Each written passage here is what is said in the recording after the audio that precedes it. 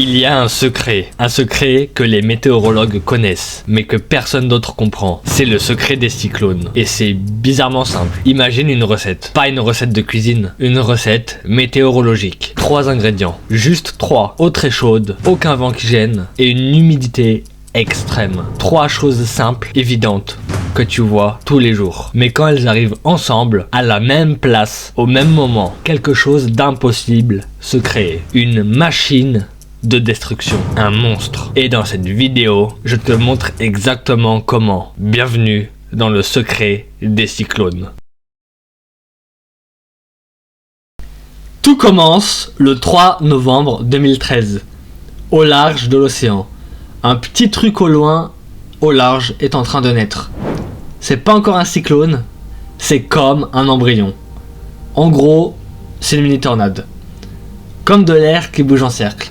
Souvent en France, quand il y a des grosses averses, il y a le même phénomène qui se déroule. Au nord-ouest de l'océan Pacifique, il y a plein de mini-tornades qui naissent chaque année. Voire même des centaines, pour être honnête. Mais la plupart meurent aussi vite qu'elles naissent. Mais celle dont je vais te parler aujourd'hui, elle est différente. Le truc, c'est que personne ne le sait encore. Parce que sa formation se passe en profondeur, sous les abysses, et donc c'est invisible. Mais pourquoi cette mini-tornade devient un gros bébé? C'est simple, parce que tous les ingrédients de la recette sont réunis. Le bon type de chocolat, la bonne farine, la bonne cuisson. C'est tout, c'est simple. Et justement, pour que la nature puisse créer un cyclone énorme, c'est le même processus. Il faut réunir les bons ingrédients au bon moment et en même temps. Et en novembre 2013, la nature avait réuni tous les ingrédients.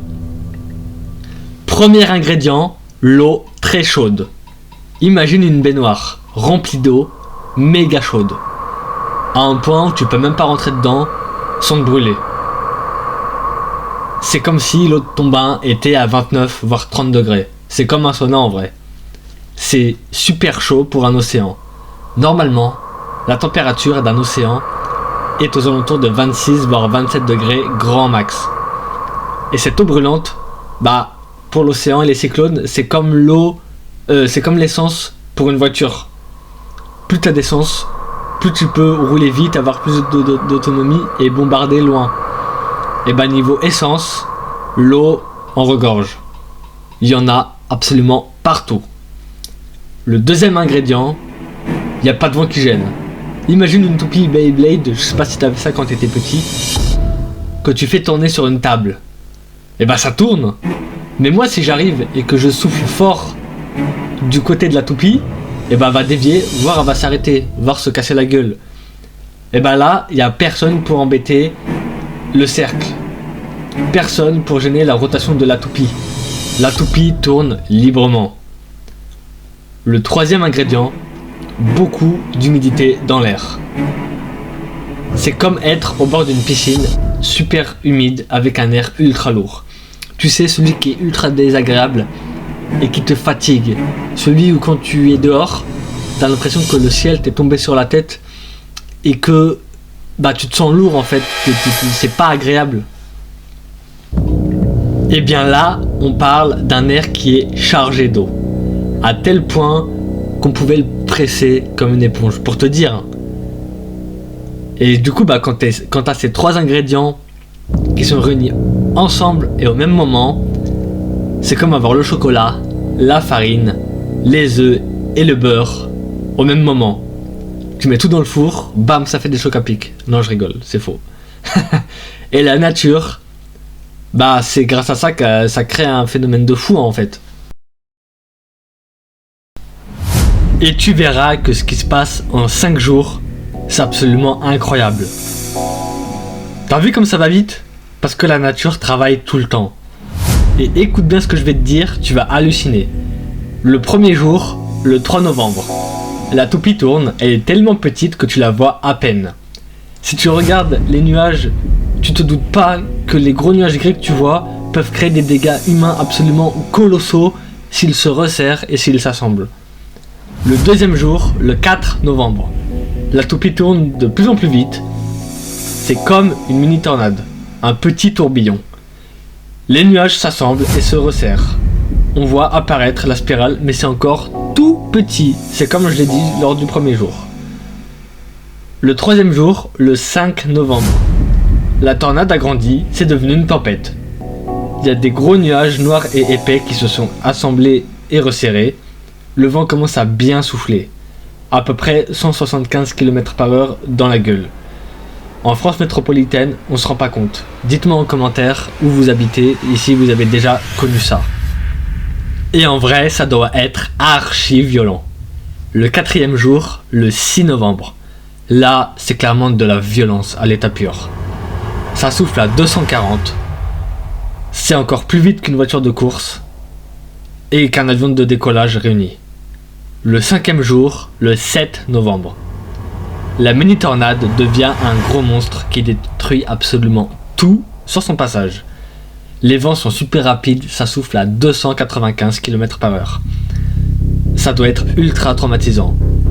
C'est la vitesse d'un avion de combat pour te donner une idée. Et enfin, le sixième jour. Moi j'appelle ça une broyeuse géante. Ça souffle à 380 km/h.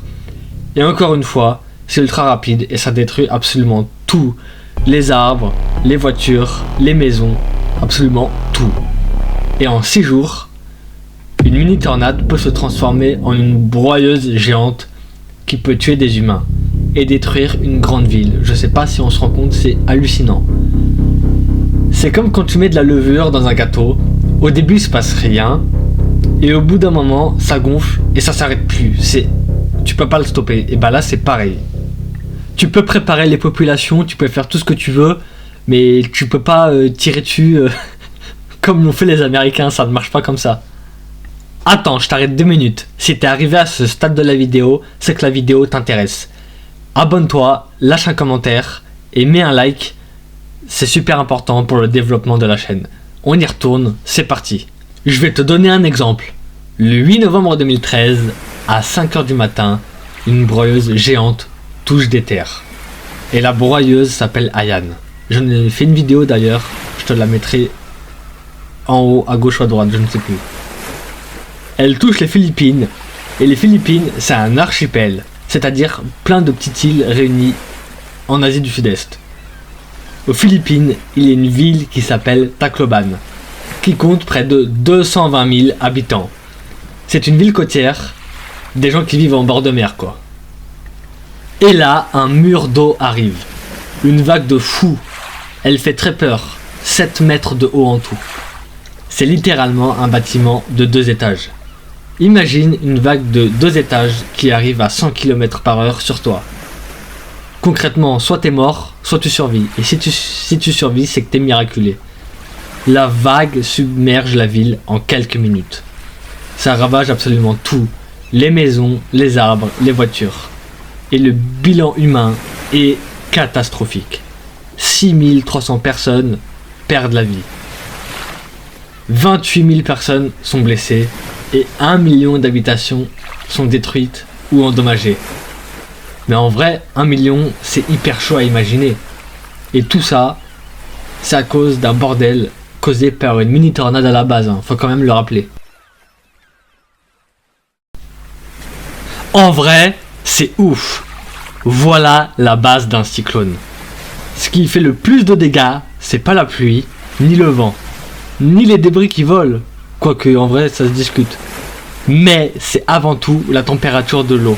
Ce qui se passe en dessous, dans les abysses, que personne ne voit. Si on continue comme ça, l'océan Atlantique deviendra une machine à cyclones. Moi, quand j'étais gamin, ça m'excitait. Je trouvais ça cool. Je me sentais vivant en l'imaginant. Mais aujourd'hui, avec la maturité et à mon âge, je trouve plus ça très joyeux. Ça me fait un peu peur en même temps que ça m'excite. C'est un sentiment très bizarre. Vous dites-moi en commentaire ce que ça vous procure. Donc, si on récapitule, l'eau chaude plus full humidité, plus du vent qui va dans le même sens, bam! C'est ça qui crée un monstre en fait. Et pour Haiyan, les scientifiques savaient, les satellites voyaient, les chercheurs comprenaient, ils pouvaient même prédire l'heure et par quelle côte le cyclone allait arriver. Pour vous dire à quel point les technologies sont avancées. Sauf que personne pouvait l'arrêter.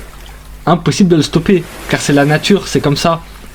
Et quand les ingrédients sont réunis pour que le cyclone soit créé, et ben il est créé. Et en 2026, on comprend mieux car on a des meilleurs satellites avec des meilleurs modèles plus précis et on peut prédire plus vite. Et en plus, chaque année, bah, les océans se réchauffent, enfin, tout le monde le sait. Et du coup, des zones qui étaient pas risquées avant, ni propices au développement et à la formation de cyclones, et vont commencer à le devenir parce que la température des océans va se réchauffer et du coup la formation de cyclones sera beaucoup plus propice en fait. Et là-bas, il y a déjà des petits tourbillons, des petits cercles, des petites toupies qui commencent déjà à se former en attendant qu'ils deviennent des monstres. Et nous on peut que constater le résultat en fait, parce qu'on voit le nombre, on voit la destruction et on constate les dégâts humains et matériels.